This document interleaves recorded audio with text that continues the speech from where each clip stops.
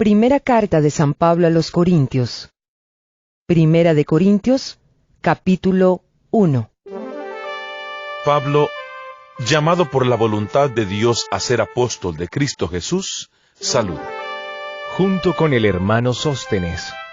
A los que forman la iglesia de Dios que está en Corinto, que en Cristo Jesús fueron santificados y llamados a formar su pueblo santo, junto con todos los que en todas partes invocan el nombre de nuestro Señor Jesucristo, Señor nuestro y del pueblo santo. Que Dios nuestro Padre y el Señor Jesucristo derramen sobre ustedes su gracia y su paz. Siempre doy gracias a mi Dios por ustedes, por la gracia que Dios ha derramado sobre ustedes por medio de Cristo Jesús.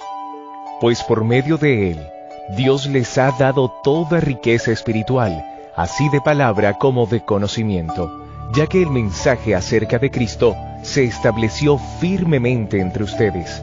De este modo, no les falta ningún don de Dios, mientras esperan el día en que aparezca nuestro Señor Jesucristo. Dios los mantendrá firmes hasta el fin, para que nadie pueda reprocharles nada cuando nuestro Señor Jesucristo regrese. Dios siempre cumple sus promesas, y Él es quien los llamó a vivir en unión con su Hijo Jesucristo, nuestro Señor. Hermanos, en el nombre de nuestro Señor Jesucristo, les ruego que todos estén siempre de acuerdo y que no haya divisiones entre ustedes. Vivan en armonía, pensando y sintiendo de la misma manera. Digo esto, hermanos míos, porque he sabido por los de la familia de Cloé que hay discordias entre ustedes.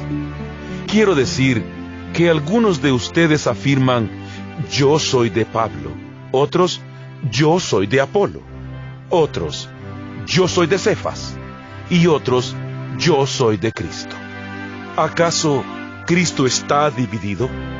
¿Fue crucificado Pablo en favor de ustedes? ¿O fueron ustedes bautizados en el nombre de Pablo? Gracias a Dios que yo no bauticé a ninguno de ustedes, aparte de Crispo y de Gayo. Así nadie puede decir que fue bautizado en mi nombre.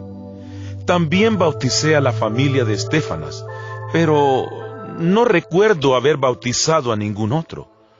Pues Cristo no me mandó a bautizar, sino a anunciar el Evangelio, y no con alardes de sabiduría y retórica, para no quitarle valor a la muerte de Cristo en la cruz.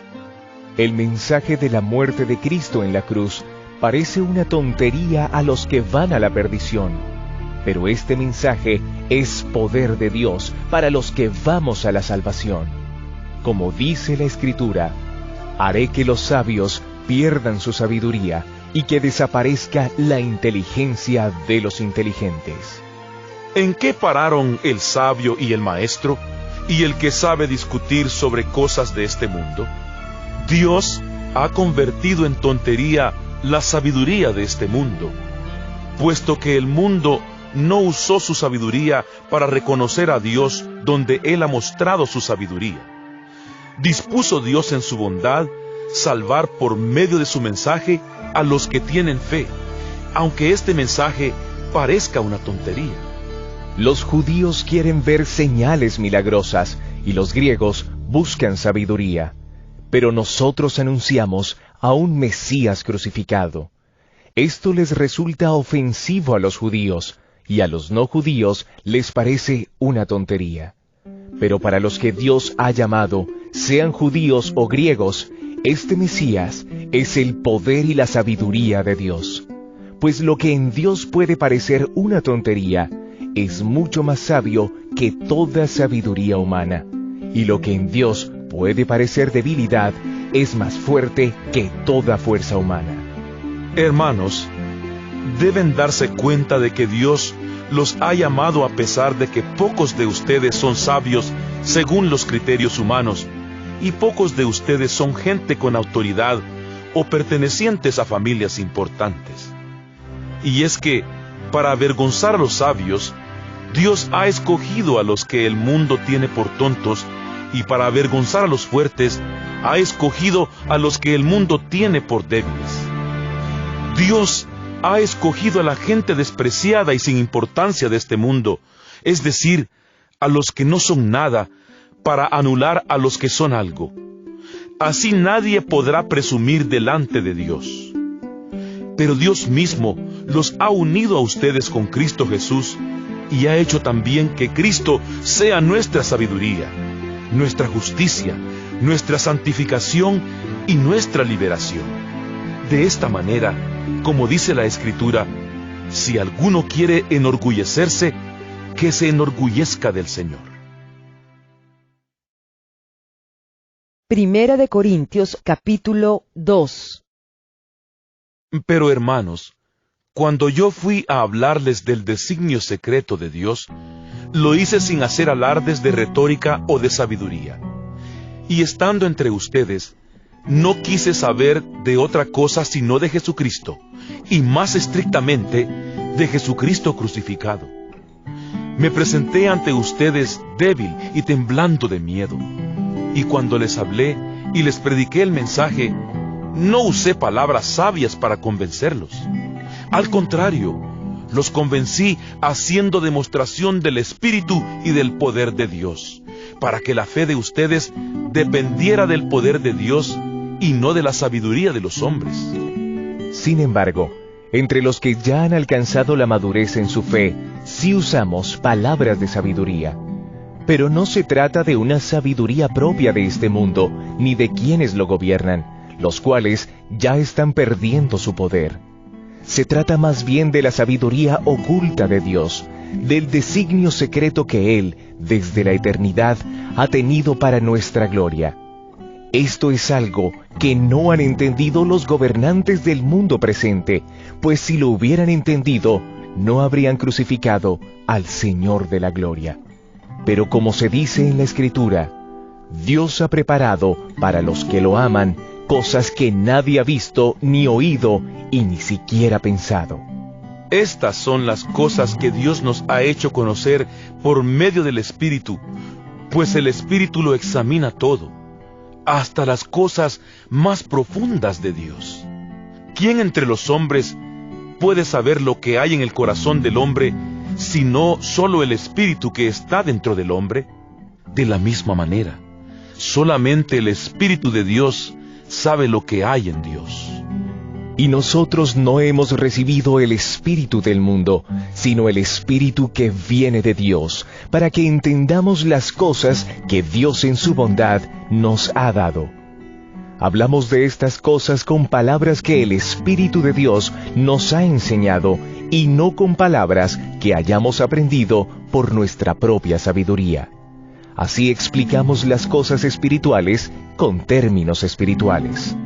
El que no es espiritual no acepta las cosas que son del Espíritu de Dios, porque para él son tonterías, y tampoco las puede entender, porque son cosas que tienen que juzgarse espiritualmente. Pero aquel que tiene el Espíritu puede juzgar todas las cosas, y nadie lo puede juzgar a él. Pues la Escritura dice: ¿quién conoce la mente del Señor? ¿Quién podrá instruirle? Sin embargo, nosotros tenemos la mente de Cristo. Primera de Corintios, capítulo 3. Yo, hermanos, no pude hablarles entonces como a gente madura espiritualmente, sino como a personas débiles, como a niños en cuanto a las cosas de Cristo. Les di una enseñanza sencilla, igual que a un niño de pecho se le da leche en vez de alimento sólido, porque ustedes todavía no podían digerir la comida fuerte, y ni siquiera pueden digerirla ahora, porque todavía son débiles. Mientras haya entre ustedes envidias y discordias, es que todavía son débiles y actúan con criterios puramente humanos. Porque cuando uno afirma, yo soy de Pablo, y otro, yo soy de Apolo, están manteniendo criterios puramente humanos. A fin de cuentas, ¿quién es Apolo? ¿Quién es Pablo? Simplemente servidores, por medio de los cuales ustedes han llegado a la fe. Cada uno de nosotros hizo el trabajo que el Señor les señaló. Yo sembré y Apolo regó, pero Dios es quien hizo crecer lo sembrado. De manera que ni el que siembra ni el que riega son nada, sino que Dios lo es todo, pues Él es quien hace crecer lo sembrado. Los que siembran y los que riegan son iguales, aunque Dios pagará a cada uno según su trabajo. Somos compañeros de trabajo al servicio de Dios, y ustedes son un sembrado y una construcción que pertenecen a Dios. Yo fui el maestro albañil al cual Dios en su bondad encargó poner los fundamentos, y otro está construyendo sobre ellos. Pero cada uno debe tener cuidado de cómo construye, pues nadie puede poner otro fundamento que el que ya está puesto, que es Jesucristo. Sobre este fundamento uno puede construir con oro, plata y piedras preciosas, o con madera, paja y cañas. Pero el trabajo de cada cual se verá claramente en el día del juicio, porque ese día vendrá con fuego, y el fuego probará la clase de trabajo que cada uno haya hecho. Si lo que uno construyó es resistente, recibirá su pago. Pero si lo que construyó llega a quemarse, perderá su trabajo, aunque él mismo lograra salvarse como quien escapa del fuego. ¿Acaso no saben ustedes que son templo de Dios y que el Espíritu de Dios vive en ustedes? Si alguno destruye el templo de Dios, Dios lo destruirá a él, porque el templo de Dios es santo, y ese templo son ustedes mismos. Que nadie se engañe. Si alguno de ustedes se cree sabio según la sabiduría de este mundo, vuélvase como un ignorante, para así llegar a ser verdaderamente sabio. Pues la sabiduría de este mundo es pura tontería para Dios. En efecto, la Escritura dice: Dios atrapa a los sabios en la propia astucia de ellos. Y dice también: el Señor sabe que los pensamientos de los sabios son tonterías. Por eso, nadie debe sentirse orgulloso de lo que es propio de los hombres, pues todas las cosas son de ustedes. Pablo, Apolo, Cefas, el mundo, la vida, la muerte, el presente y el futuro, todo es de ustedes. Y ustedes son de Cristo, y Cristo es de Dios. Primera de Corintios, capítulo 4. Ustedes deben considerarnos simplemente como ayudantes de Cristo, encargados de enseñar los designios secretos de Dios. Ahora bien, el que recibe un encargo debe demostrar que es digno de confianza. En cuanto a mí respecta, muy poco me preocupa ser juzgado por ustedes o por algún tribunal humano. Ni siquiera yo mismo me juzgo.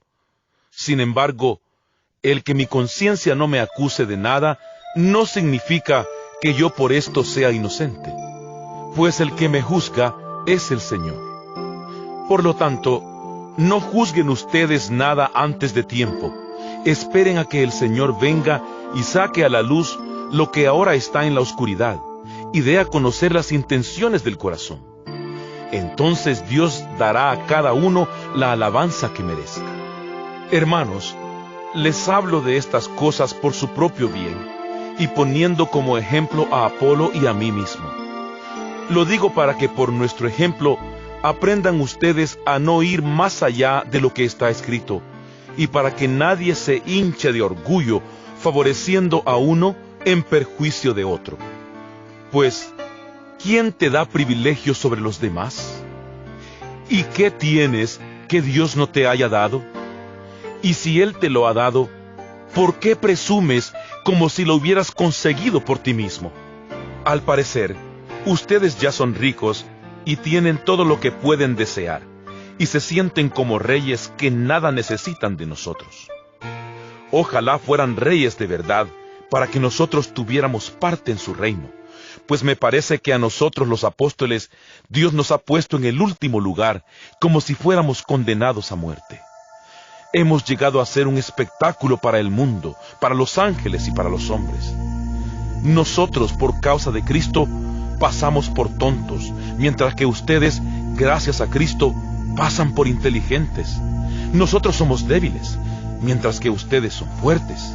A nosotros se nos desprecia y a ustedes se les respeta. Hasta hoy mismo no hemos dejado de sufrir hambre, sed y falta de ropa. La gente nos maltrata, no tenemos hogar propio y nos cansamos trabajando con nuestras propias manos. A las maldiciones respondemos con bendiciones. Somos perseguidos y lo soportamos. Nos injurian y contestamos con bondad. Nos tratan como a basura del mundo, como a desperdicio de la humanidad. Y así hasta el día de hoy. No les escribo esto para avergonzarlos, sino para darles un consejo como a mis propios hijos, pues los amo. Pues aunque ustedes como cristianos tengan 10,000 instructores, padres no tienen muchos. Padre de ustedes soy yo, pues les anuncié el Evangelio por el cual quedaron incorporados a Cristo Jesús. Así pues, les ruego que sigan mi ejemplo. Por esto les envié a Timoteo, mi querido y fiel hijo en el Señor. Él los hará recordar mi conducta como creyente en Cristo Jesús, conforme a lo que enseño en todas las iglesias por donde paso. Algunos de ustedes ya se sienten muy confiados pensando que no iré a verlos. Pero si el Señor quiere, espero visitarlos pronto. Entonces veré lo que son capaces de hacer esos que se hinchan de orgullo, y no solamente lo que son capaces de decir. Porque el reino de Dios no es cuestión de palabras, sino de poder. ¿Qué prefieren ustedes? ¿Que vaya dispuesto a castigarlos o que vaya a verlos con amor y ternura? Primera de Corintios, capítulo 5. Se ha sabido que uno de ustedes tiene como mujer a su propia madrastra. Este caso de inmoralidad es tan grave que ni siquiera se da entre los paganos. Y aún se hinchan ustedes de orgullo. Deberían llenarse de tristeza. El hombre que vive en semejante situación debe ser expulsado de entre ustedes. En cuanto a mí, aunque en el cuerpo no estoy presente entre ustedes, lo estoy en el espíritu. Y como si estuviera presente, he dado ya mi sentencia sobre aquel que así actúa. Cuando ustedes se reúnan, yo estaré con ustedes en espíritu, y también el poder de nuestro Señor Jesús estará con ustedes.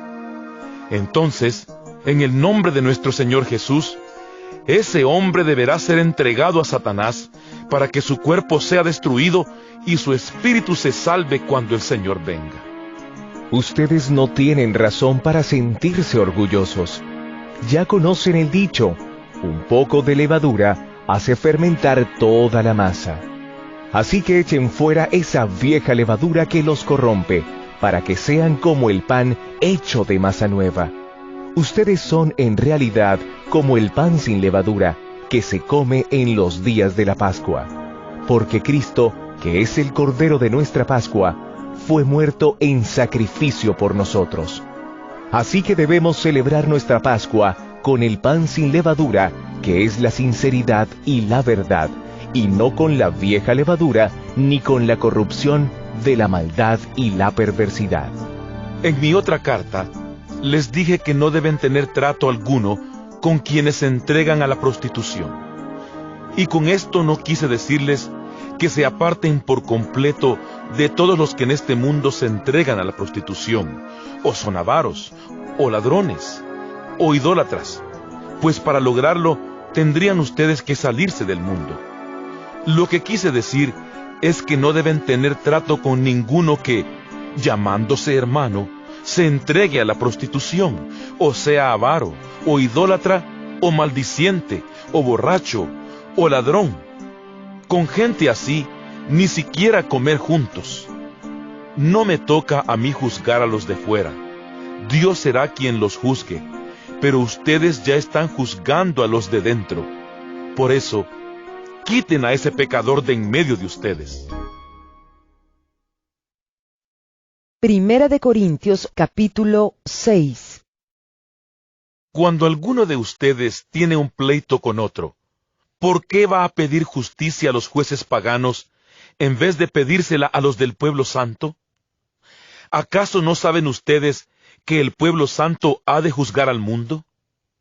Y si ustedes han de juzgar al mundo, ¿cómo no son capaces de juzgar estos asuntos tan pequeños? ¿No saben que incluso a los ángeles habremos de juzgarlos nosotros? Pues con mayor razón los asuntos de esta vida. Así que, si ustedes tienen pleitos por asuntos de la vida diaria, ¿por qué ponen por jueces a los que nada significan para la iglesia? Digo esto para que les dé vergüenza. ¿Acaso no hay entre ustedes ninguno con capacidad suficiente para juzgar un asunto entre sus hermanos? No solo se pelean unos hermanos con otros, sino que llevan sus pleitos ante jueces paganos. Ya el simple hecho de tener pleitos entre ustedes mismos es un grave defecto. ¿Por qué no mejor soportar la injusticia? ¿Por qué no mejor dejar que les roben? Pero ustedes, al contrario, cometen injusticias y roban hasta a sus propios hermanos.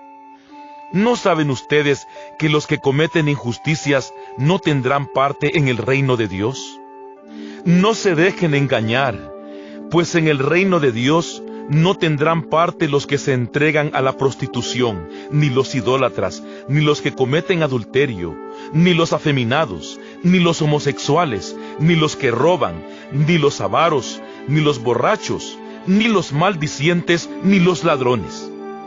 Y esto eran antes algunos de ustedes, pero ahora ya recibieron el baño de la purificación, fueron santificados y hechos justos en el nombre del Señor Jesucristo y por el Espíritu de nuestro Dios. Se dice, yo soy libre de hacer lo que quiera. Es cierto, pero no todo conviene. Sí, yo soy libre de hacer lo que quiera, pero no debo dejar que nada me domine. También se dice, la comida es para el estómago y el estómago para la comida. Es cierto, pero Dios va a terminar con las dos cosas. En cambio, el cuerpo no es para la prostitución, sino para el Señor, y el Señor es para el cuerpo. Y así como Dios resucitó al Señor, también nos va a resucitar a nosotros por su poder. ¿Acaso no saben ustedes que su cuerpo es parte del cuerpo de Cristo? ¿Y habré de tomar yo esa parte del cuerpo de Cristo y hacerla parte del cuerpo de una prostituta? ¡Claro que no! ¿No saben ustedes que cuando un hombre se une con una prostituta, se hacen los dos un solo cuerpo?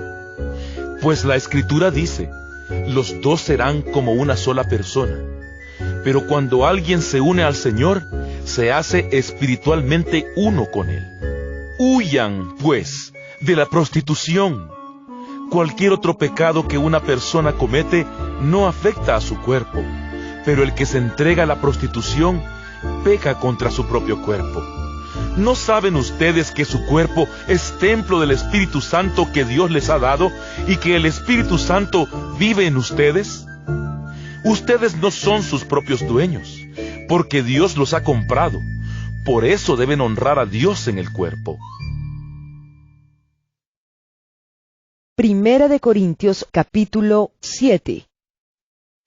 Ahora paso a contestar las preguntas que ustedes me hicieron en su carta. Sería preferible no casarse, pero por el peligro de la prostitución, cada uno debe tener su propia esposa y cada mujer su propio esposo. Y tanto el esposo como la esposa deben cumplir con los deberes propios del matrimonio. Ni la esposa es dueña de su propio cuerpo, puesto que pertenece a su esposo, ni el esposo es dueño de su propio cuerpo, puesto que pertenece a su esposa.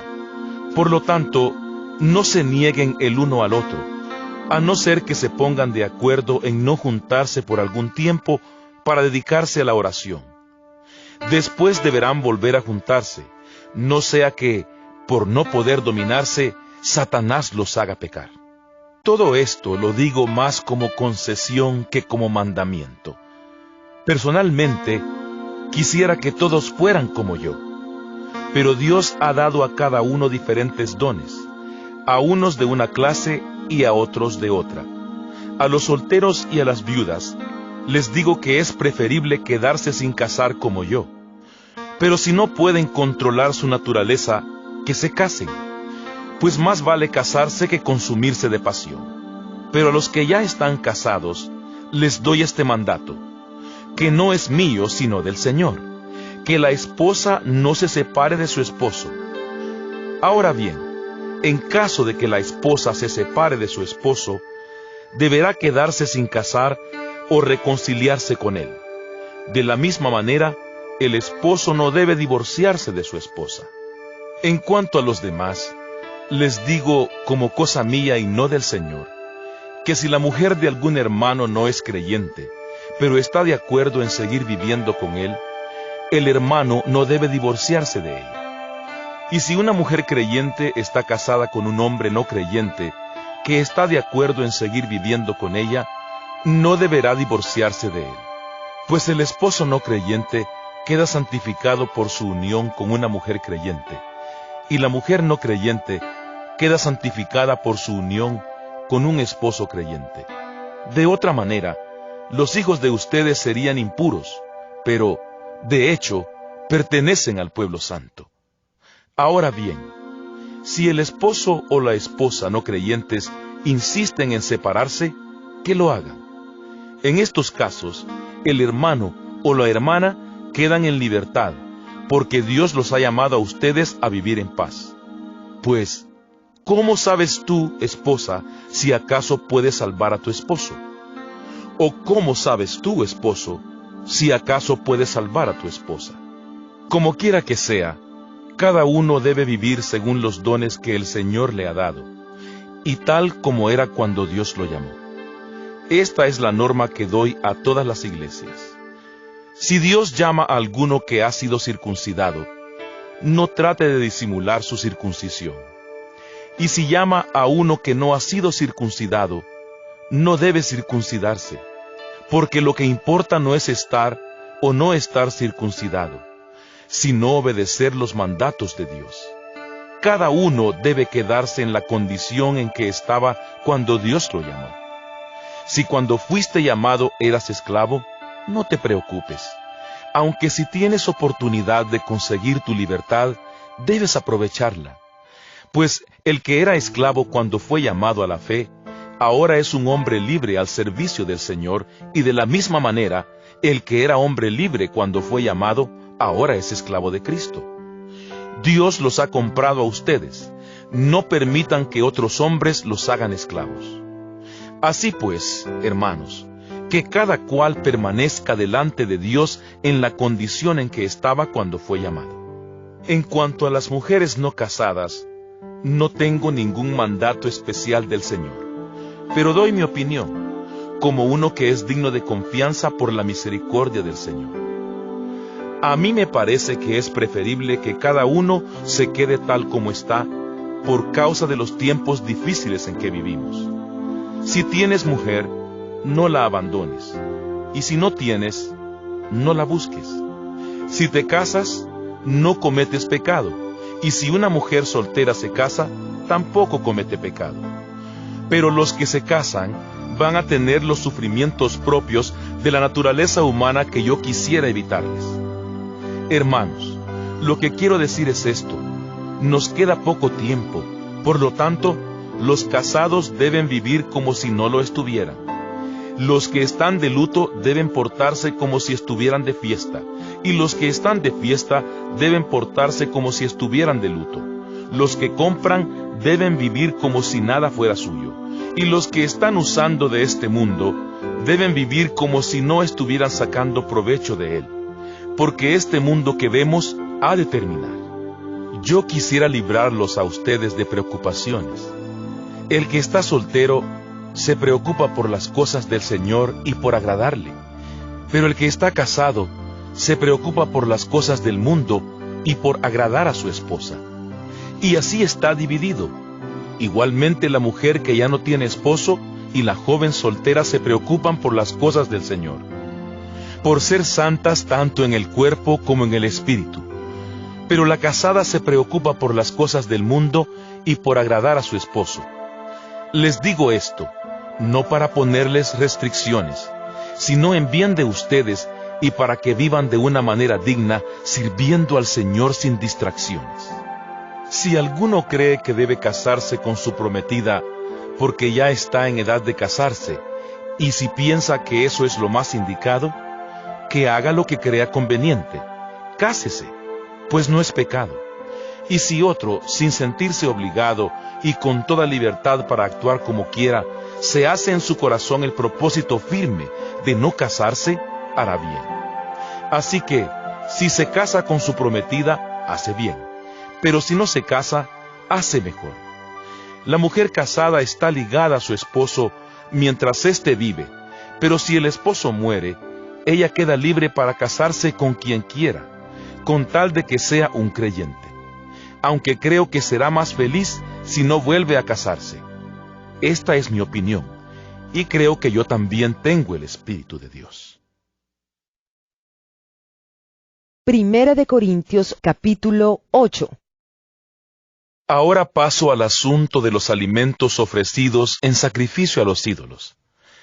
Es verdad lo que se dice, que todos tenemos el conocimiento de la verdad, pero el conocimiento hincha de orgullo, en tanto que el amor edifica la comunidad. Si alguien cree que conoce algo, todavía no lo conoce como lo debe conocer. Pero si alguien ama a Dios, Dios lo conoce a él.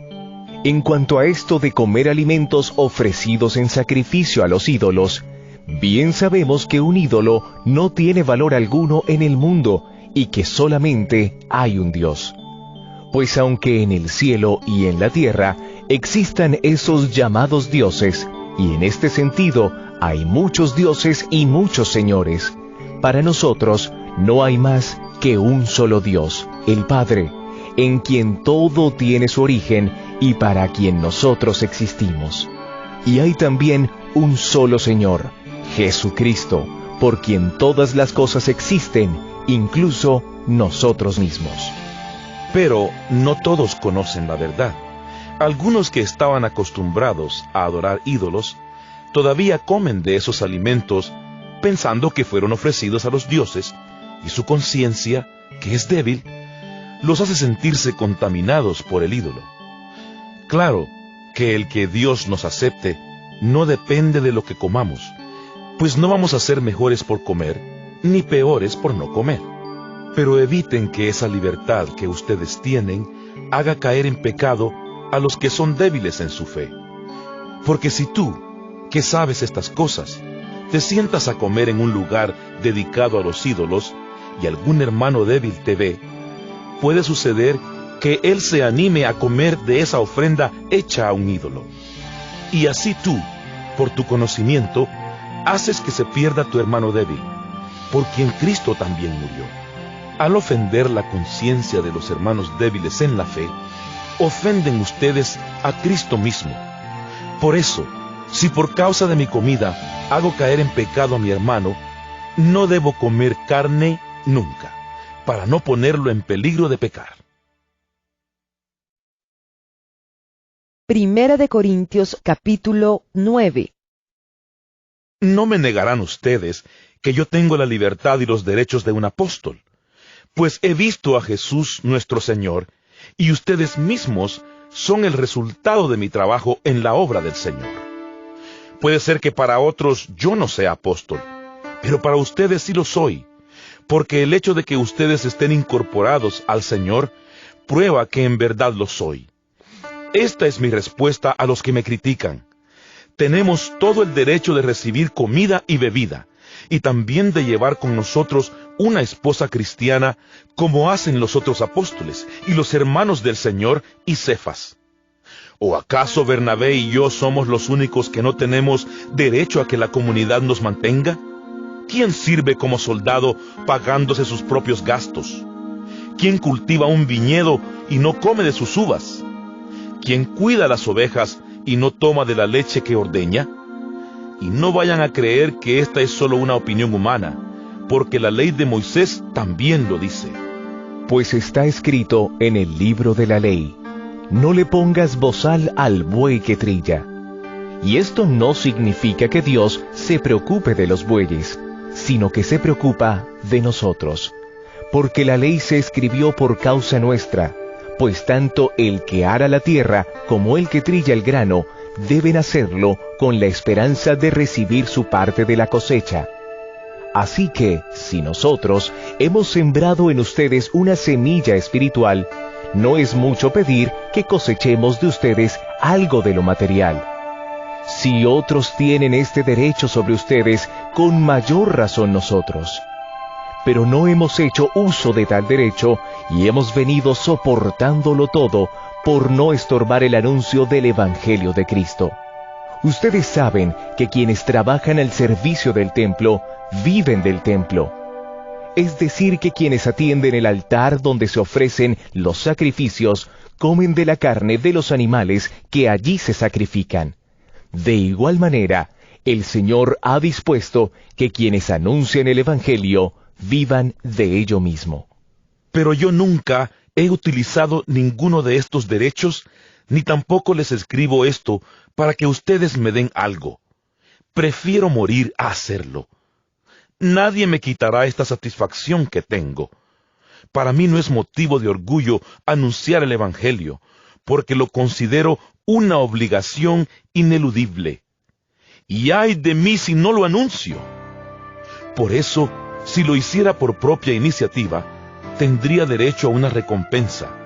Pero si lo hago por obligación, es porque estoy cumpliendo un encargo que Dios me ha dado. En este caso, mi recompensa es la satisfacción de anunciar el Evangelio sin cobrar nada, es decir, sin hacer valer mi derecho a vivir del anuncio del Evangelio. Aunque no soy esclavo de nadie, me he hecho esclavo de todos, a fin de ganar para Cristo el mayor número posible de personas. Cuando he estado entre los judíos, me he vuelto como un judío para ganarlos a ellos. Es decir, que para ganar a los que viven bajo la ley de Moisés, yo mismo me he puesto bajo esa ley, aunque en realidad no estoy sujeto a ella. Por otra parte, para ganar a los que no viven bajo la ley de Moisés, me he vuelto como uno de ellos, aunque realmente estoy sujeto a la ley de Dios, ya que estoy bajo la ley de Cristo. Cuando he estado con los que son débiles en la fe, me he vuelto débil como uno de ellos, para ganarlos también. Es decir, me he hecho igual a todos, para de alguna manera poder salvar a algunos. Todo lo hago por el Evangelio, para tener parte en él mismo.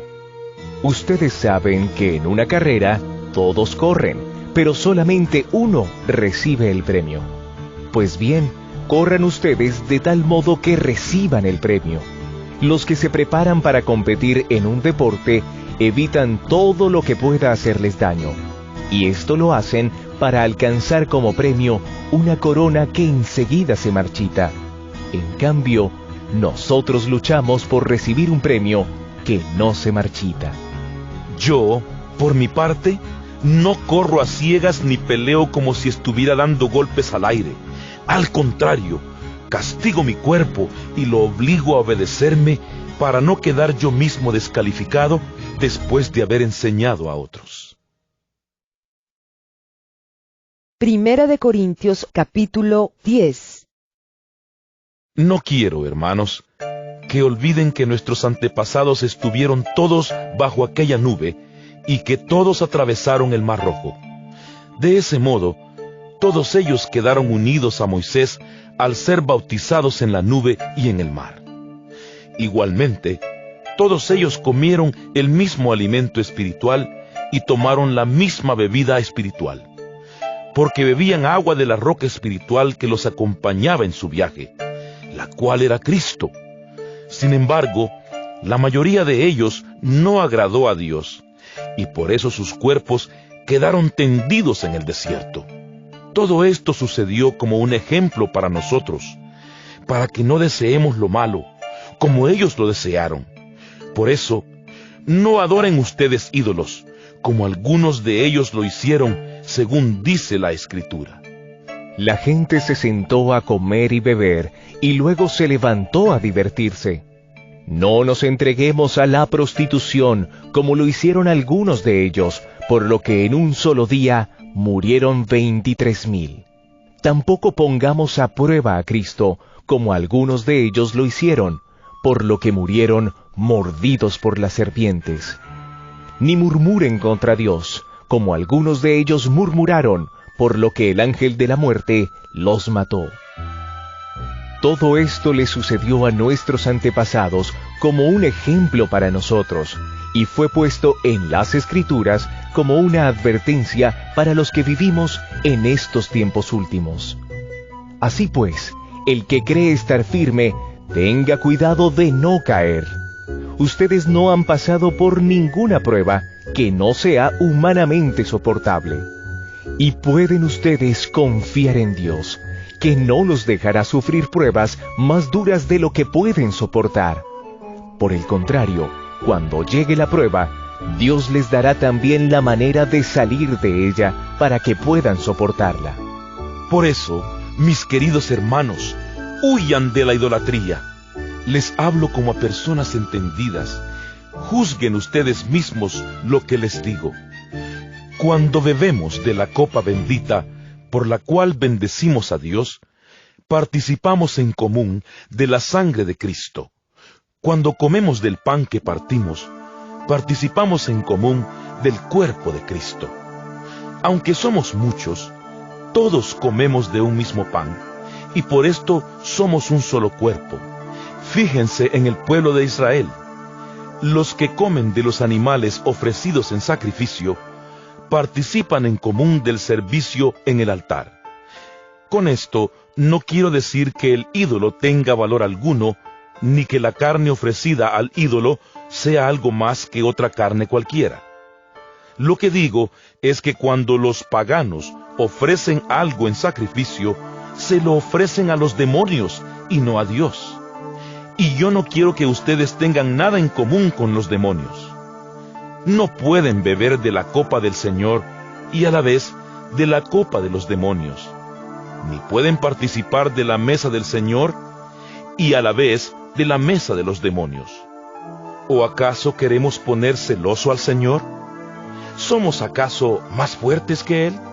Se dice, uno es libre de hacer lo que quiera. Es cierto, pero no todo conviene. Sí, uno es libre de hacer lo que quiera, pero no todo edifica la comunidad. No hay que buscar el bien de uno mismo, sino el bien de los demás. Coman ustedes de todo lo que se vende en la carnicería, sin preguntar nada por motivos de conciencia. Porque el mundo entero, con todo lo que hay en él, es del Señor.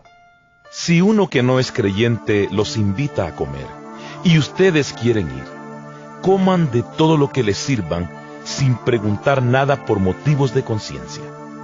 Ahora bien, si alguien les dice, esta carne fue ofrecida en sacrificio, entonces no la coman, en atención al que lo dijo y por motivos de conciencia.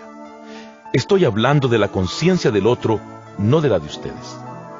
Yo no debo hacer que mi libertad sea mal juzgada por la conciencia de otra persona. Si doy gracias a Dios por lo que como, no debo hacer que se hable mal de lo que para mí es motivo de dar gracias a Dios. En todo caso, lo mismo si comen que si beben, que si hacen cualquier otra cosa, háganlo todo para la gloria de Dios. No den mal ejemplo a nadie, ni a los judíos, ni a los no judíos, ni a los que pertenecen a la iglesia de Dios. Yo, por mi parte, procuro agradar a todos en todo, sin buscar mi propio bien, sino el de los demás, para que alcancen la salvación. Primera de Corintios, capítulo 11. Sigan ustedes mi ejemplo, como yo sigo el ejemplo de Cristo. Los felicito porque siempre se acuerdan de mí y mantienen las tradiciones que les transmití. Pero quiero que entiendan que Cristo es cabeza de cada hombre, y que el esposo es cabeza de su esposa, así como Dios es cabeza de Cristo. Si un hombre se cubre la cabeza cuando ora, o cuando comunica mensajes proféticos, deshonra su cabeza. En cambio, si una mujer no se cubre la cabeza cuando ora o cuando comunica mensajes proféticos, deshonra su cabeza. Es igual que si se hubiera rapado, porque si una mujer no se cubre la cabeza, más vale que se la rape de una vez. Pero si la mujer considera vergonzoso cortarse el cabello o raparse la cabeza, entonces que se la cubra. El hombre no debe cubrirse la cabeza, porque él es imagen de Dios y refleja la gloria de Dios. Pero la mujer refleja la gloria del hombre, pues el hombre no fue sacado de la mujer, sino la mujer del hombre. Y el hombre no fue creado por causa de la mujer, sino la mujer por causa del hombre. Precisamente por esto, y por causa de los ángeles, la mujer debe llevar sobre la cabeza una señal de autoridad. Sin embargo, en la vida cristiana, ni el hombre existe sin la mujer, ni la mujer sin el hombre. Pues aunque es verdad que la mujer fue formada del hombre, también es cierto que el hombre nace de la mujer, y todo tiene su origen en Dios. Ustedes mismos juzguen si está bien que la mujer ore a Dios sin cubrirse la cabeza. La naturaleza misma nos enseña que es una vergüenza que el hombre se deje crecer el cabello. En cambio, es una honra para la mujer dejárselo crecer, porque a ella se le ha dado el cabello largo para que le cubra la cabeza. En todo caso, si alguno quiere discutir este asunto, debe saber que ni nosotros ni las iglesias de Dios conocemos otra costumbre. Al escribirles lo que sigue, no puedo felicitarlos, pues parece que sus reuniones les hacen daño en vez de hacerles bien. En primer lugar, se me ha dicho que cuando la comunidad se reúne, hay divisiones entre ustedes, y en parte creo que esto es verdad. No cabe duda de que ustedes tienen que dividirse en partidos, para que se conozca el valor de cada uno. El resultado de esas divisiones es que la cena que ustedes toman en sus reuniones ya no es realmente la cena del Señor. Porque a la hora de comer, cada uno se adelanta a tomar su propia cena, y mientras unos se quedan con hambre, otros hasta se emborrachan. ¿No tienen ustedes casas donde comer y beber? ¿Por qué menosprecian la iglesia de Dios y ponen en vergüenza a los que no tienen nada? ¿Qué les voy a decir? ¿Que los felicito? No en cuanto a esto. Porque yo recibí esta tradición dejada por el Señor, y que yo a mi vez les transmití. Que la misma noche que el Señor Jesús fue traicionado, tomó en sus manos pan, y después de dar gracias a Dios, lo partió y dijo: «Esto es mi cuerpo, que muere en favor de ustedes. Hagan esto en memoria de mí». Así también, después de la cena, tomó en sus manos la copa y dijo: «Esta copa es la nueva alianza confirmada con mi sangre. Cada vez que beban, háganlo en memoria de mí». De manera que, hasta que venga el Señor, ustedes proclaman su muerte cada vez que comen de este pan y beben de esta copa. Así pues, cualquiera que come del pan o bebe de la copa del Señor de manera indigna, comete un pecado contra el cuerpo y la sangre del Señor. Por tanto, cada uno debe examinar su propia conciencia antes de comer del pan y beber de la copa. Porque si come y bebe sin fijarse en que se trata del cuerpo del Señor, para su propio castigo come y bebe. Por eso, muchos de ustedes están enfermos y débiles, y también algunos han muerto.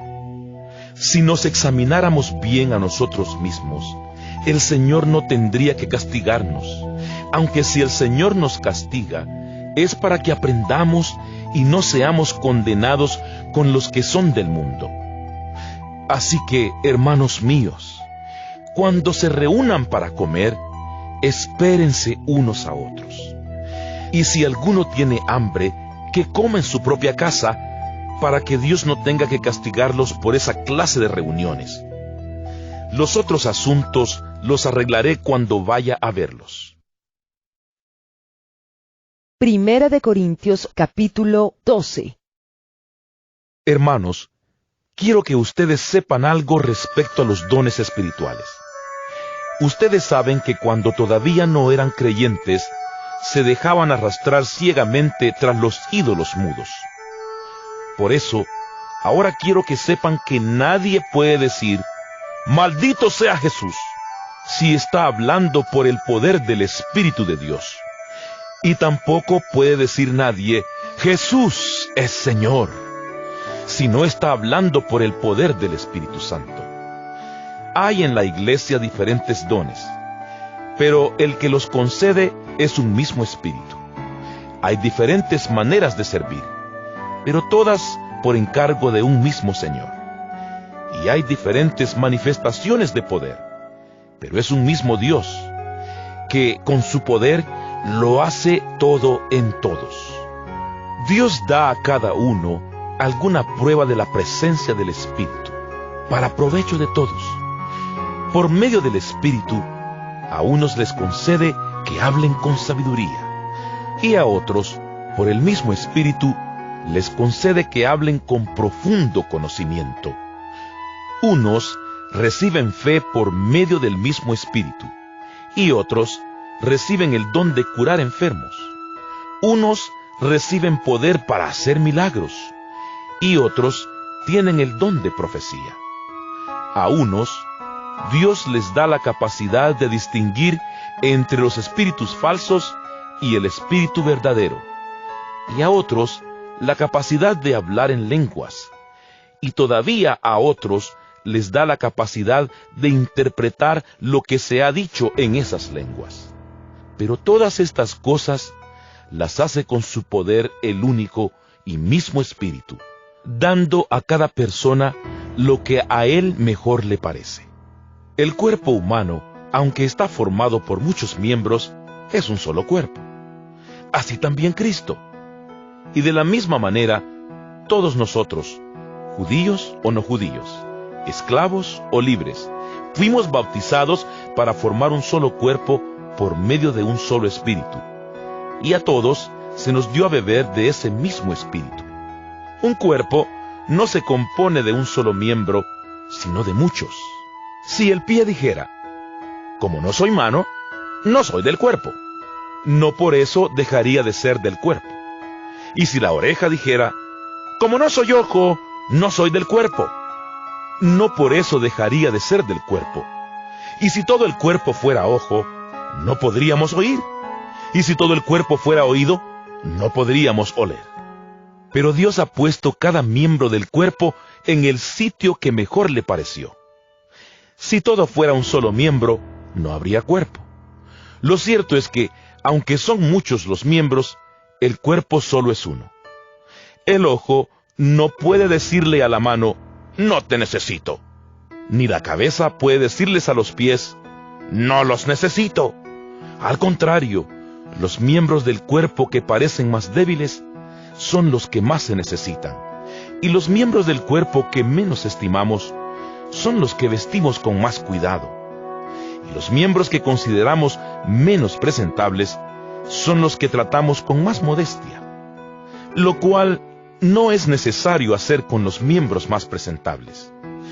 Dios arregló el cuerpo de tal manera que los miembros menos estimados reciban más honor, para que no haya desunión en el cuerpo, sino que cada miembro del cuerpo se preocupe por los otros. Si un miembro del cuerpo sufre, todos los demás sufren también. Y si un miembro recibe atención especial, todos los demás comparten su alegría. Pues bien, ustedes son el cuerpo de Cristo, y cada uno de ustedes es un miembro con su función particular. Dios ha querido que en la iglesia haya, en primer lugar, apóstoles, en segundo lugar, profetas, en tercer lugar, maestros, luego, personas que hacen milagros y otras que curan enfermos, o que ayudan, o que dirigen, o que hablan en lenguas. No todos son apóstoles, ni todos son profetas. No todos son maestros, ni todos hacen milagros. Ni todos tienen poder para curar enfermos. Tampoco todos hablan en lenguas, ni todos saben interpretarlas. Ustedes deben ambicionar los mejores dones. Yo voy a enseñarles un camino mucho mejor. Primera de Corintios capítulo 13.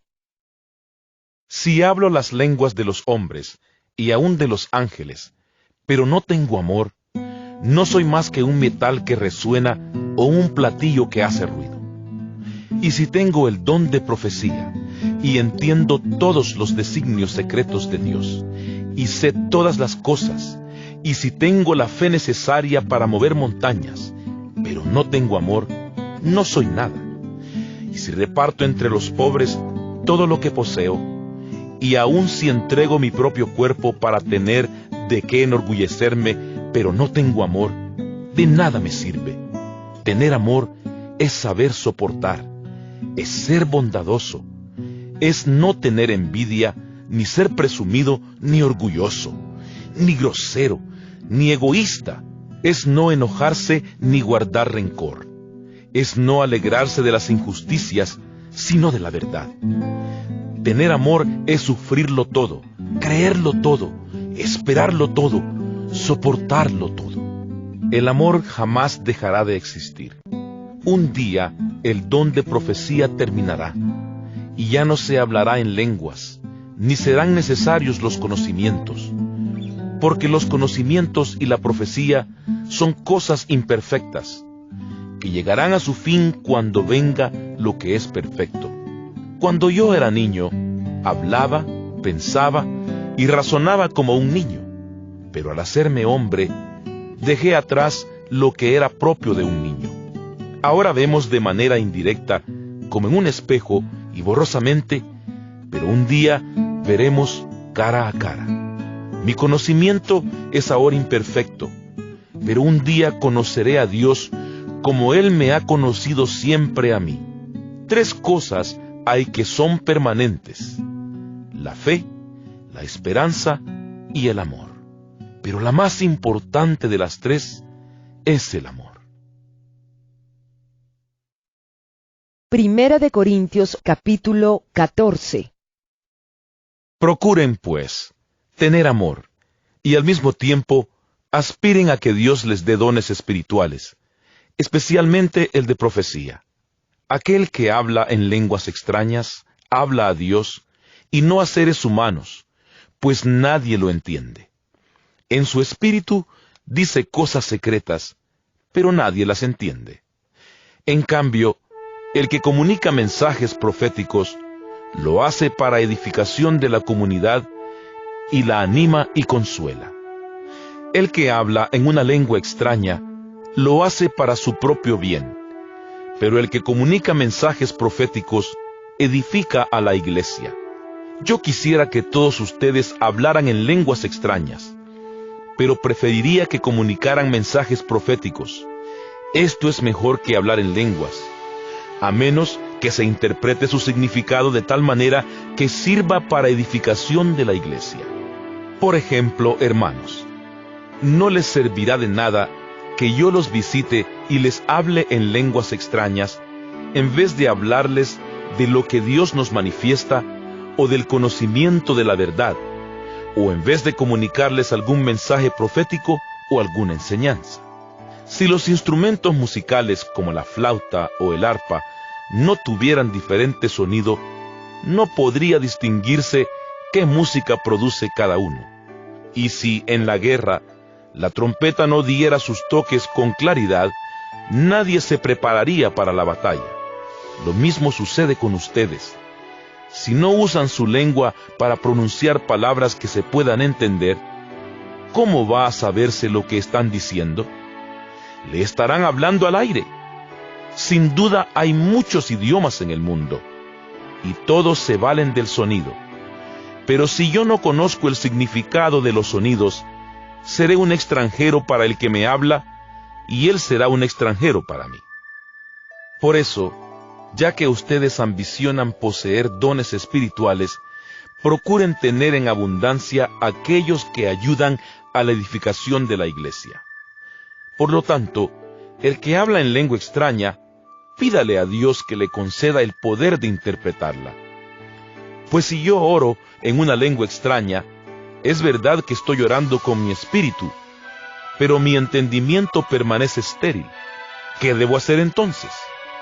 Pues debo orar con el espíritu, pero también con el entendimiento.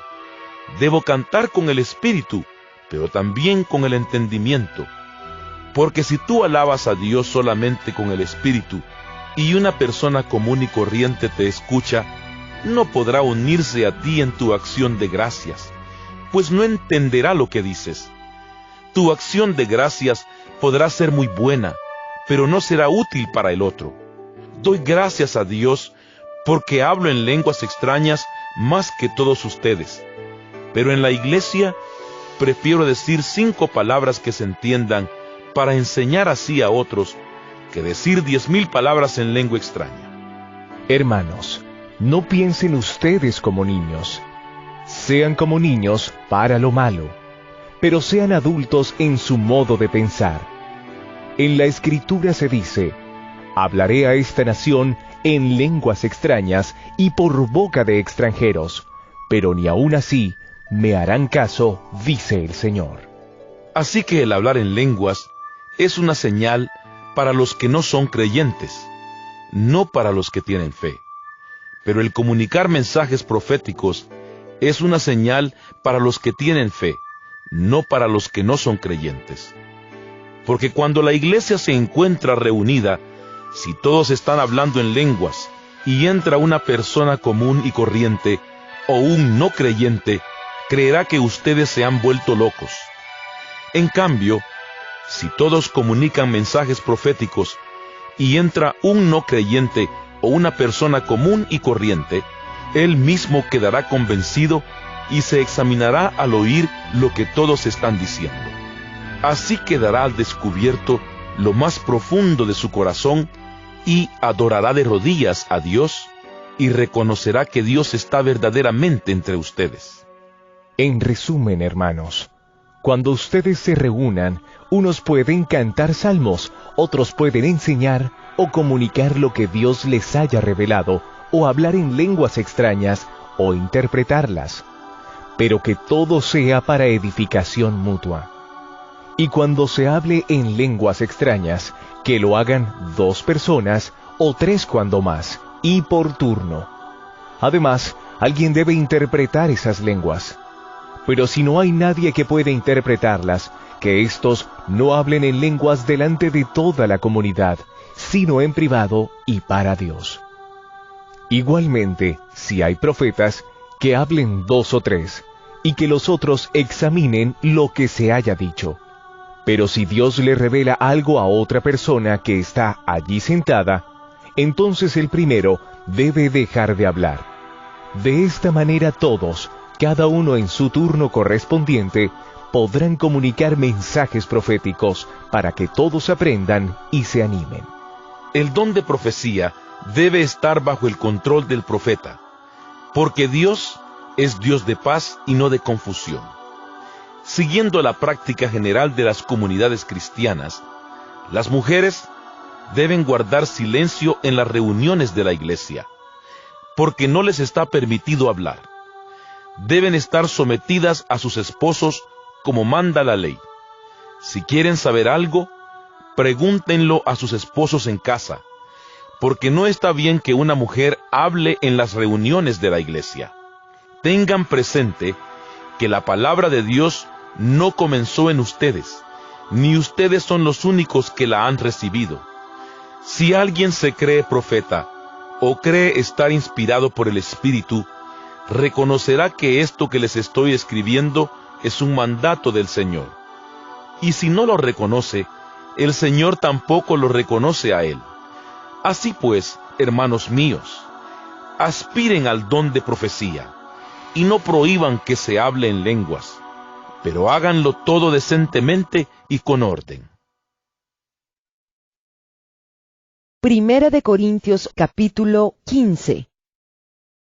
Ahora, hermanos, quiero que se acuerden del Evangelio que les he predicado. Este es el Evangelio que ustedes aceptaron y en el cual están firmes. también por medio de este evangelio se salvarán si se mantienen firmes en él, tal como yo se lo anuncié. De lo contrario, habrán creído en vano. En primer lugar, les he enseñado la misma tradición que yo recibí, a saber, que Cristo murió por nuestros pecados, según las Escrituras, que lo sepultaron y que resucitó al tercer día, también según las Escrituras, y que se apareció a Cefas, y luego a los 12. Después se apareció a más de 500 hermanos a la vez, la mayoría de los cuales vive todavía, aunque algunos ya han muerto. Después se apareció a Santiago, y luego a todos los apóstoles. Por último, se me apareció también a mí, que soy como un niño nacido anormalmente. Pues yo soy el menos importante de los apóstoles, y ni siquiera merezco llamarme apóstol, porque perseguí a la iglesia de Dios. Pero soy lo que soy, porque Dios fue bueno conmigo, y su bondad para conmigo no ha resultado en vano. Al contrario, he trabajado más que todos ellos, aunque no he sido yo, sino Dios, que en su bondad me ha ayudado. Lo que importa es que, tanto yo como ellos, esto es lo que hemos predicado, y esto es lo que ustedes han creído. Pero si nuestro mensaje es que Cristo resucitó, ¿por qué dicen algunos de ustedes que los muertos no resucitan? Porque si los muertos no resucitan, entonces tampoco Cristo resucitó. Y si Cristo no resucitó, el mensaje que predicamos no vale para nada, ni tampoco vale para nada la fe que ustedes tienen. Si esto fuera así, nosotros resultaríamos ser testigos falsos de Dios, puesto que estaríamos afirmando en contra de Dios que Él resucitó a Cristo, cuando en realidad no lo habría resucitado si fuera verdad que los muertos no resucitan. Porque si los muertos no resucitan, entonces tampoco Cristo resucitó. Y si Cristo no resucitó, la fe de ustedes no vale para nada. Todavía siguen en sus pecados. En este caso, también están perdidos los que murieron creyendo en Cristo. Si nuestra esperanza en Cristo solamente vale para esta vida, somos los más desdichados de todos. Pero lo cierto es que Cristo ha resucitado. Él es el primer fruto de la cosecha. Ha sido el primero en resucitar. Así como por causa de un hombre vino la muerte, también por causa de un hombre viene la resurrección de los muertos. Y así como en Adán todos mueren, así también en Cristo todos tendrán vida. Pero cada uno en el orden que le corresponda. Cristo en primer lugar. Después, cuando Cristo vuelva, los que son suyos. Entonces vendrá el fin, cuando Cristo derrote a todos los señoríos, autoridades y poderes y entregue el reino al Dios y Padre. Porque Cristo tiene que reinar hasta que todos sus enemigos estén puestos debajo de sus pies, y el último enemigo que será derrotado es la muerte, porque Dios lo ha sometido todo bajo los pies de Cristo. Pero cuando dice que todo le ha quedado sometido, es claro que esto no incluye a Dios mismo, ya que es Él quien le sometió todas las cosas. Y cuando todo haya quedado sometido a Cristo, entonces Cristo mismo, que es el Hijo, se someterá a Dios, que es quien sometió a Él todas las cosas. Así, Dios será todo en todo. De otra manera, los que se bautizan por los muertos, ¿para qué lo harían? Si los muertos no resucitan, ¿para qué bautizarse por ellos? ¿Y por qué estamos nosotros en peligro a todas horas? Porque, hermanos, todos los días estoy en peligro de muerte. Esto es tan cierto como la satisfacción que siento por ustedes en Cristo Jesús nuestro Señor. Si yo, al luchar con las fieras en Éfeso, lo hubiera hecho por razones humanas, ¿qué habría ganado con eso? Si es verdad que los muertos no resucitan, entonces, como algunos dicen, comamos y bebamos que mañana moriremos. No se dejen engañar. Como alguien dijo, los malos compañeros echan a perder las buenas costumbres. Vuelvan verdaderamente al buen juicio y no pequen, pues algunos de ustedes no conocen a Dios. Digo esto para que se avergüencen. Tal vez alguno preguntará, ¿cómo resucitarán los muertos? ¿Qué clase de cuerpo tendrán? Vaya pregunta tonta. Cuando se siembra, la semilla tiene que morir para que tome vida la planta. Lo que se siembra no es la planta que ha de brotar, sino el simple grano, sea de trigo o de otra cosa. Después Dios le da la forma que Él quiere, y a cada semilla le da el cuerpo que le corresponde. No todos los cuerpos son iguales. Uno es el cuerpo del hombre, otro el de los animales, otro el de las aves y otro el de los peces. Del mismo modo, hay cuerpos celestes y cuerpos terrestres. Pero una es la hermosura de los cuerpos celestes y otra la hermosura de los cuerpos terrestres. El brillo del sol es diferente del brillo de la luna y del brillo de las estrellas, y aún entre las estrellas, el brillo de una es diferente del de otra. Lo mismo pasa con la resurrección de los muertos. Lo que se entierra es corruptible, lo que resucita es incorruptible. Lo que se entierra es despreciable, lo que resucita es glorioso. Lo que se entierra es débil, lo que resucita es fuerte. Lo que se entierra es un cuerpo material, lo que resucita es un cuerpo espiritual. Si hay cuerpo material, también hay cuerpo espiritual. Así dice la Escritura: el primer hombre, Adán, se convirtió en un ser viviente. Pero el último Adán se convirtió en espíritu que da vida. Sin embargo, lo espiritual no es primero, sino lo material. Después lo espiritual. El primer hombre, hecho de tierra, era de la tierra. El segundo hombre es del cielo. Los cuerpos de la tierra son como aquel hombre hecho de tierra, y los del cielo son como aquel que es del cielo. Así como nos parecemos al hombre hecho de tierra, así también nos pareceremos a aquel que es del cielo. Quiero decirles, hermanos, que lo puramente material no puede tener parte en el reino de Dios, y que lo corruptible no puede tener parte en lo incorruptible. Pero quiero que conozcan el designio secreto de Dios. No todos moriremos, pero todos seremos transformados en un momento, en un abrir y cerrar de ojos, cuando suene el último toque de trompeta. Porque sonará la trompeta, y los muertos serán resucitados para no volver a morir, y nosotros seremos transformados. Pues nuestra naturaleza corruptible se revestirá de lo incorruptible, y nuestro cuerpo mortal se revestirá de inmortalidad. Y cuando nuestra naturaleza corruptible se haya revestido de lo incorruptible, y cuando nuestro cuerpo mortal se haya revestido de inmortalidad, se cumplirá lo que dice la Escritura: la muerte ha sido devorada por la victoria. ¿Dónde está, oh muerte, tu victoria? ¿Dónde está, oh muerte, tu aguijón? El aguijón de la muerte es el pecado, y el pecado ejerce su poder por la ley. Pero gracias a Dios que nos da la victoria por medio de nuestro Señor Jesucristo.